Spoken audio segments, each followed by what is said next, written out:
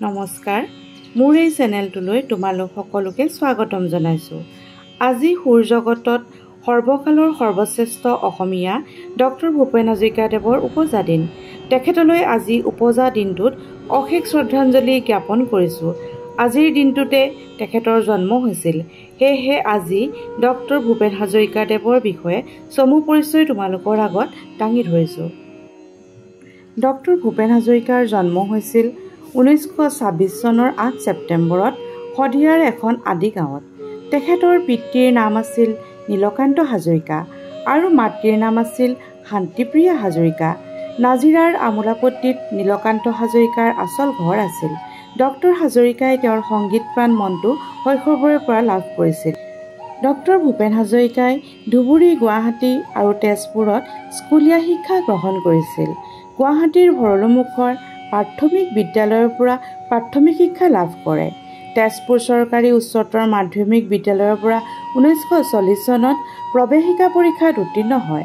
1942 চনত কটন মহাবিদ্যালয়ৰ পৰা ইণ্টাৰমিডিয়েট কলা বিভাগত পৰীক্ষাত উত্তীৰ্ণ হৈ 1944 চনত বেনাৰস হিন্দু বিশ্ববিদ্যালয়ৰ পৰা স্নাতক ডিগ্ৰী লাভ কৰে আৰু 1946 চনত ৰাজনীতি বিজ্ঞানত স্নাতকোত্তৰ ডিগ্ৰী লাভ কৰে। Role of mass communication in India's adult education বিষয়ত অধ্যয়ন কৰি কলম্বিয়া বিশ্ববিদ্যালয়ৰ পৰা ডক্টৰেট উপাধি লাভ কৰে। সংসাৰ: ডক্টৰ ভূপেন হাজৰিকাই 1950 চনত গুজৰাটৰ জীয়ৰী প্ৰিয়ম্বদা পেটেলক বিয়া কৰাই নিউয়ৰ্কত যুগ্ম জীৱনৰ পাতনি মেলিছিল। 1952 চনত তেওঁলোকৰ একমাত্ৰ সন্তান তেজ হাজৰিকাৰ জন্ম হৈছিল, কিন্তু বিবাহৰ 13 বছৰৰ পিছত তেওঁলোকৰ বিবাহ বিচ্ছেদ হৈছিল। কৰ্মজীৱন: ডক্টৰ ভূপেন হাজৰিকাই কিছুদিন বি বৰুৱা মহাবিদ্যালয় আৰু গুৱাহাটী বিশ্ববিদ্যালয়ত অধ্যাপনা কৰিছিল। 1948 চনত গুৱাহাটী অনাতাঁৰ কেন্দ্ৰ প্ৰতিষ্ঠা হোৱাত উক্ত অনুষ্ঠানৰ সৈতে তেওঁ জড়িত হৈছিল। 1967 চনৰ পৰা 1972 চনলৈ ভূপেন হাজৰিকা অসম বিধানসভাৰ সদস্য আছিল। নাওবৈচা সমষ্টিৰ পৰা তেখেতে বিধায়ক নিৰ্বাচিত হৈছিল। বিধায়ক হৈ থকাৰ সময়ত তেখেতে এটা ফিল্ম ষ্টুডিঅ', এটা গেলাৰী আৰু এটা জাতীয় নাট্যশালা গঢ়াৰ বাবে তেখেতে যুঁজ দিছিল। তেখেতে কাৰ্যনিৰ্বাহ কৰা অন্য পদসমূহ হ'ল chairman, appellate body of central board of film censors, Bharat চৰকাৰ, 1990 পৰা আৰম্ভ কৰি প্ৰায় 9টা বছৰ।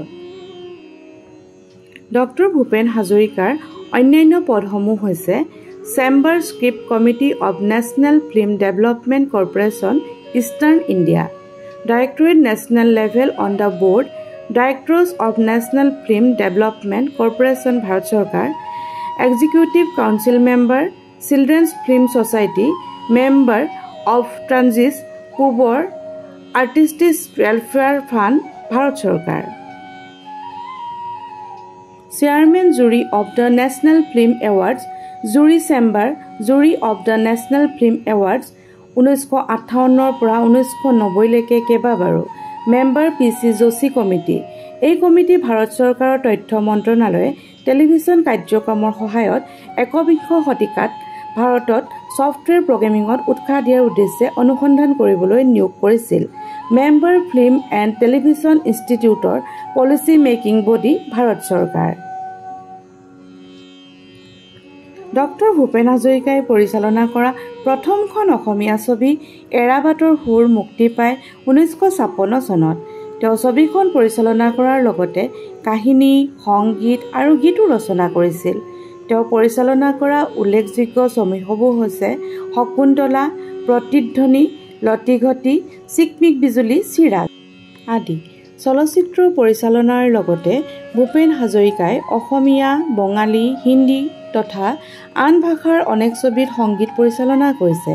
উল্লেখযোগ্য যে আব্দুল মজিদ পৰিচালিত 1975 চনৰ ছবি চামেলি মেমচাবত কৰা সংগীত পৰিচালনাৰ বাবে ভূপেন হাজৰিকাই শ্ৰেষ্ঠ সংগীত পৰিচালকৰ ৰাষ্ট্ৰীয় চলচ্চিত্ৰ বঁটা লাভ কৰিবলৈ সক্ষম হয়। 1961 চনত ডক্টৰ হাজৰিকাই নিৰ্মাণ কৰা শকুন্তলা ছবিখনে ৰাষ্ট্ৰপতি পদক লাভ কৰে। 1964 চনত ডক্টৰ হাজৰিকাই নিৰ্মাণ কৰা প্ৰতিধ্বনি ছবিখনে ৰাষ্ট্ৰপতি পদক লাভ কৰে। এই ছবিখন ফ্ৰান্সৰ আন্তঃৰাষ্ট্ৰীয় চলচ্চিত্ৰ মহোৎসৱলৈ আমন্ত্ৰিত হৈছিল। 1966 চনত ডক্টৰ হাজৰিকাই নিৰ্মাণ কৰা লতিঘটি প্ৰথম অসমীয়া ব্যংগ চলচ্চিত্ৰখনৰ বাবে ৰাষ্ট্ৰপতি পদক লাভ কৰে। 1976 চনত আব্দুল মজিদৰ পৰিচালিত চামেলি মেমচাবৰ সংগীত পৰিচালনাৰ বাবে বছৰটোৰ সৰ্বশ্ৰেষ্ঠ সংগীত পৰিচালকৰ সন্মান লাভ কৰে। এই সংগীতৰ বাবে তেওঁক ৰাষ্ট্ৰপতিয়ে ৰজত কমল বঁটা আৰু নগদ 10,000 টকাৰে সন্মান যাচে।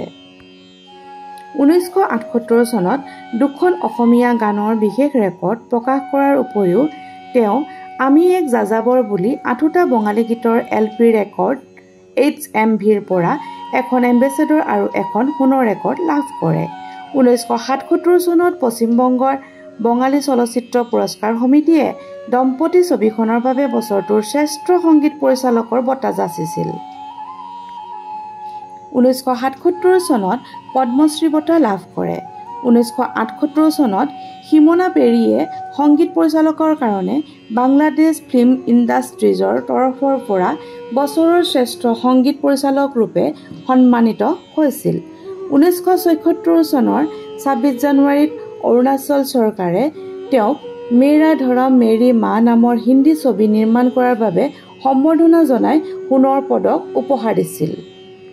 মহুৱা সুন্দৰী নাটকৰ শ্ৰেষ্ঠ লোকসংগীত শিল্পী বঁটা 1979 চনত লাভ কৰিছিল। 1987 চনত অসম চৰকাৰৰ পৰা শ্ৰীমন্ত শংকৰদেৱ বঁটা লাভ কৰে। 1987 চনত সংগীত নাটক একাডেমী বঁটা লাভ কৰে। 1987 চনত ইন্দিৰা গান্ধী স্মৃতি বঁটা লাভ কৰে। 1993 চনৰ শিৱসাগৰত অনুষ্ঠিত হোৱা অসম সাহিত্য সভাৰ 59তম অধিৱেশনৰ সভাপতিৰ আসন শুৱনি কৰিছিল। 1993 চনত শ্ৰেষ্ঠ সংগীত পৰিচালকৰ ৰাষ্ট্ৰীয় চলচ্চিত্ৰ বঁটা লাভ কৰে। 1993 চনত ডক্টৰ হাজৰিকাই 1992 চনৰ বাবে ভাৰতৰ চলচ্চিত্ৰ জগতৰ সৰ্বোচ্চ সন্মান দাদা চাহেব ফাল্কে বঁটা সেই সময়ৰ ভাৰতৰ ৰাষ্ট্ৰপতি ডক্টৰ শংকৰদয়াল শৰ্মাই প্ৰদান কৰে। 2001 চনত পদ্মভূষণ বঁটা লাভ কৰে। 2001 চনত মধ্যপ্ৰদেশ চৰকাৰৰ পৰা লতা মংগেশকাৰ বঁটা লাভ কৰে। 2008 চনত অসম সাহিত্য সভাৰ পৰা সাহিত্যাচাৰ্য সন্মান লাভ কৰে। 2009 চনত অসম চৰকাৰৰ পৰা অসম ৰত্ন বঁটা লাভ কৰে। 2012 চনত মৰণোত্তৰভাৱে ভাৰত চৰকাৰৰ দ্বিতীয় সৰ্বোচ্চ অসামৰিক সন্মান পদ্মভূষণেৰে সন্মানিত হয়। 2019 চনত মৰণোত্তৰভাৱে ভাৰত চৰকাৰৰ সৰ্বোচ্চ অসামৰিক সন্মান ভাৰত ৰত্নৰে সন্মানিত হয়। কিডনীৰ সমস্যা আৰু আনুষংগিক জটিলতাৰ ভুগি থকা ডক্টৰ হাজৰিকাই 5 নৱেম্বৰ 2011 চন মুম্বাই কোকিলাবেন ধীৰুভাই আম্বানী চিকিৎসালয়ত ইহলীলা সম্বৰণ কৰে। মৃত্যুৰ সময়ত তেখেতৰ বয়স আছিল 85 বছৰ। ডক্টৰ ভূপেন হাজৰিকাদেৱ একেধাৰে গায়ক, সুৰকাৰ, গীতিকাৰ, সংগীত পৰিচালক, লেখক, বিশ্ববিদ্যালয়ৰ অধ্যাপক, চলচ্চিত্ৰ পৰিচালক তথা ৰাজনৈতিক নেতাও আছিল। সেয়েহে তেখেতক শ্ৰদ্ধা ভক্তি জ্ঞাপন কৰাৰ বাবে প্ৰতি বছৰে 5 নৱেম্বৰ তাৰিখে সুধাকণ্ঠ দিৱস উদযাপন কৰা হয়। সকলোকে আগতীয়াকৈ সুধাকণ্ঠৰ জন্মদিন আৰু সুধাকণ্ঠ দিৱসৰ বহুত শুভেচ্ছা জনাই আজিৰ ভিডিঅ'টো ইমানতেই সামৰি মাৰিছোঁ। যদি ভিডিঅ'টো চাই ভাল পালা তেন্তে লাইক আৰু শ্বেয়াৰ কৰিবলৈ নাপাহৰিবা আৰু মোৰ চেনেলটো যদি ছাবস্ক্ৰাইব কৰা নাই তেতিয়াহ'লে ছাবস্ক্ৰাইব কৰি দিবা। ধন্যবাদ।